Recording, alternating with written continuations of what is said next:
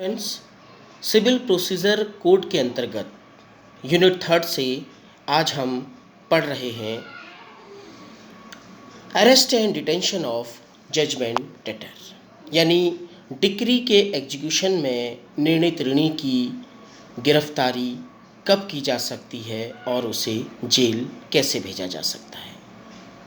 इससे संबंधित प्रावधान धारा 55 से लेकर 59 तक, आदेश 21 नियम 37 से लेकर 40 तक दिए गए हैं।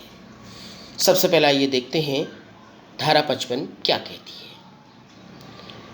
Arrest and detention in execution of a decree, ये कहती है कि एक judgment debtor may be arrest in execution of a decree at any time and on any day except that. निर्णीत ऋणी को डिक्री के निष्पादन में किसी भी समय और किसी भी दिन गिरफ्तार किया जा सकता है और गिरफ्तार करने के बाद शीघ्रता से न्यायालय के सम्मुख लाया जाएगा, लेकिन ऐसी गिरफ्तारी निम्नलिखित शर्तों के अधीन होगी। देखिए शर्तें क्या है। ए, किसी भी निवास गृह में सूर्यास्त के पश्चात और सूर्योदय के पूर्व प्रवेश नहीं किया जाएगा। बी, किसी भी निवास गृह का बाहरी दरवाजा तब तक नहीं तोड़ा जाएगा जब तक कि निर्णीत ऋणी उसमें न हो और स्वयं तक पहुंचने से रोक ना रहा हो। सी, देखिए यदि कमरे के अंदर कोई ऐसी स्त्री है जो कि किसी प्रथा के कारण लोगों के सामने नहीं आ सकती, तो ऐसी स्थिति में उसे युक्त समय दिया जाएगा कि वो वहां से हट जाए। डी, यदि जो डिक्री का अमाउंट है वो डिक्री का अमाउंट उसी समय जो जजमेंट डेटर है गिरफ्तार करने वाले ऑफिसर को पे कर देता है, तो ऐसी स्थिति में उसे गिरफ्तार नहीं किया जाएगा। जब निर्णीत ऋणी को गिरफ्तार करके कोर्ट में लाया जाएगा और कोर्ट में लाकर वो न्यायालय के सामने ये आशय प्रकट करता है कि वह अपने को दिवालिया घोषित करने के लिए 1 माह के अंदर आवेदन करेगा और इसके लिए वो न्यायालय को प्रतिभूति भी दे देता है, तो ऐसी स्थिति में कोर्ट उसे जेल नहीं भेजेगी बल्कि उसे छोड़ दिया जाएगा। सेक्शन 56, प्रोहिबिशन ऑफ अरेस्ट और detention of women in execution of money. देखिए धारा 56 कहती है कि मनी डिक्री के यानी धन की डिक्री के निष्पादन में किसी भी स्त्री को गिरफ्तार नहीं किया जा सकता है और ना ही उसे जेल भेजा जा सकता है। सेक्शन 57, सब्सिस्टेंस अलाउंसेस, जीवन निर्वाह भत्ता। ये कहता है कि निर्णीत ऋणियों के लिए राज्य सरकार जीवन निर्वाह भत्ता नियत करेगी और जब भी उसे सिविल कारागार में रखा जाएगा ऐसा जीवन निर्वाह भत्ता डिक्रीधारी यानी डिक्री होल्डर द्वारा पे किया जाएगा। अर्थात अगर निर्णीत ऋणी को जेल में रखना है तो उसका निर्वाह भत्ता डिक्री होल्डर को ही देना होगा और ऐसा निर्वाह भत्ता जो है राज्य सरकार निर्धारित करेगी। सेक्शन 58,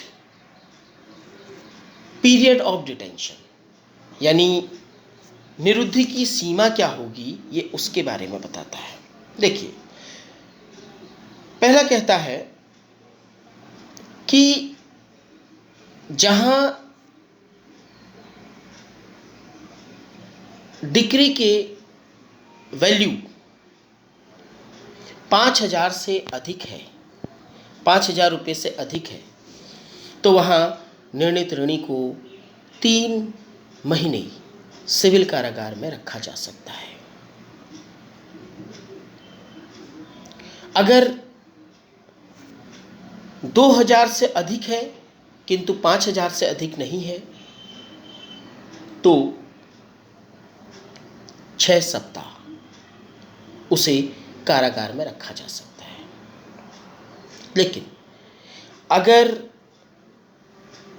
डिक्री की धनराशि 2,000 रुपये तक है, 2,000 से अधिक नहीं है, तो निर्णित ऋणी को कोई भी डिटेंशन नहीं होगा। देखिए, धारा 59 क्या कहती है? Release on ground of illness, रुग्णता के आधार पर छोड़ा जाना, यानी बीमारी के आधार पर। कहता है, देखिए, न्यायालय निर्णित ऋणी की गिरफ्तारी के लिए वारंट निकाले जाने के पश्चात किसी भी समय उसको गंभीर रुग्णता के आधार पर उस वारंट को रद्द कर सकता है।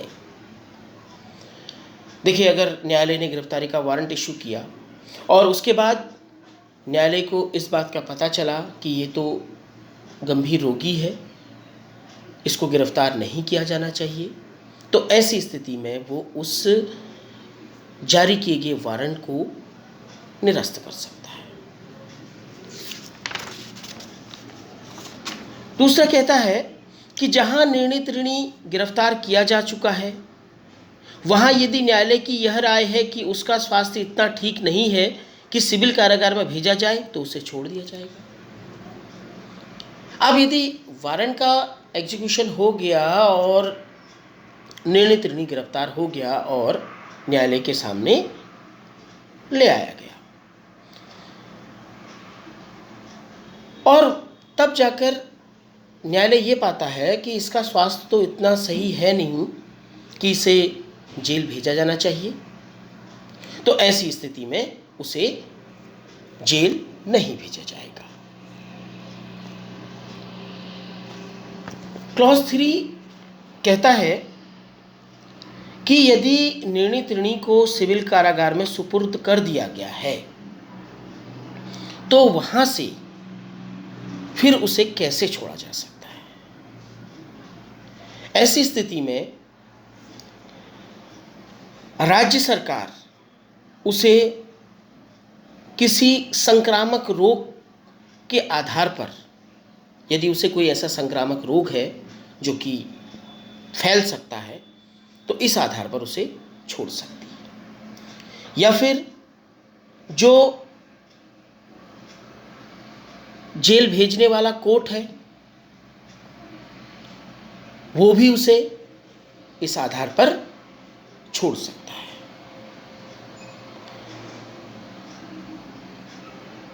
देखिए, इस धारा के अधीन गिरफ्तार किया गया निर्णित ऋणी फिर से गिरफ्तार किया जा सकता है जब वो ठीक हो जाएगा, उसका स्वास्थ्य जो है ठीक हो जाएगा, तो उसके बाद फिर से गिरफ्तार किया जा सकता है। लेकिन जो गिरफ्तारी में रखने का, जो डिटेंशन में रखने का, सिविल जेल के अंदर रखने का जो प्रावधान होगा, वो धारा 58 के अंतर्गत ही रहेगा। तो स्टूडेंट, ये था हमारा आज का टॉपिक, निर्णित ऋणी की गिरफ्तारी किस प्रकार हो सकती है। उम्मीद है कि आप लोगों को ये टॉपिक समझ में आ गया होगा। Thank you.